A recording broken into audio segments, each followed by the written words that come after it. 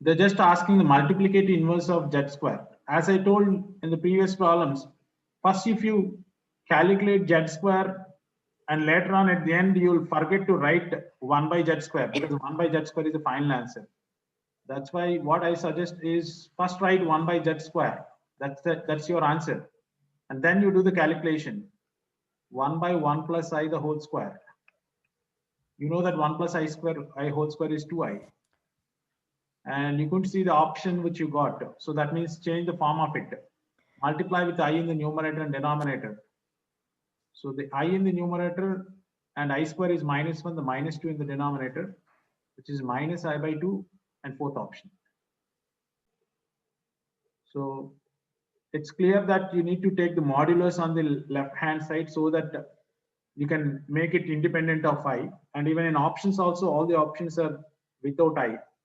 So they take the modulus, but before taking the modulus, you square it on both sides. X plus IY the whole square equal to A plus IB by C plus ID. Now you take the modulus on both sides. X plus IY the whole square equal to mod A plus IB by mod C plus ID. Then this is without root, you can write x square plus y square, but here with root, a square plus b square by root c square plus d square. You need the square of it, x square plus y square the whole square equal to a square plus b square by c square plus d square, which is in option 4. So this is what the question asked. They are given z such that mod z minus 1 equal to 1. Then the true statement is, that's what the question asked. And then the argument of z minus 1 is 2 times argument of z equal to 2 by 3 argument of z square minus z, and so on.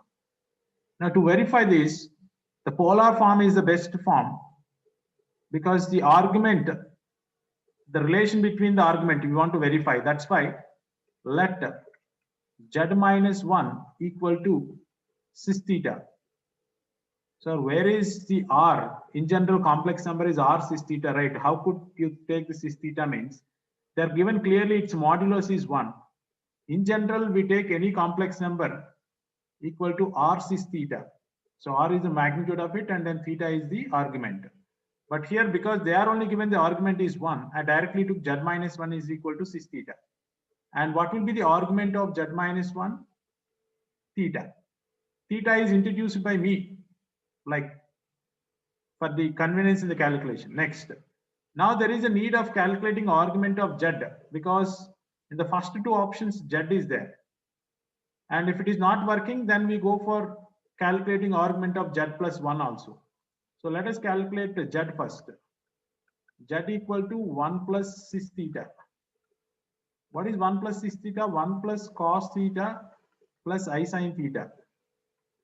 Now to know the argument of z, if you know the argument of z, then only we can compare that with the argument of z minus 1.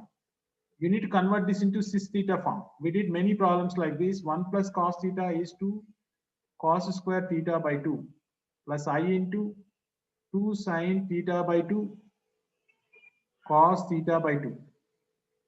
In these two, 2 cos theta by 2 is common. You'll remain with cos theta by 2 plus I sin theta by 2.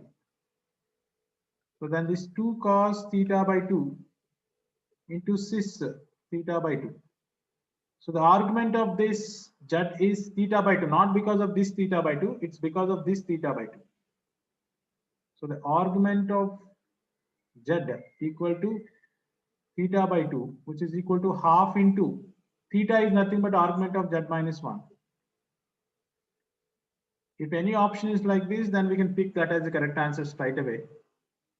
Argument of z.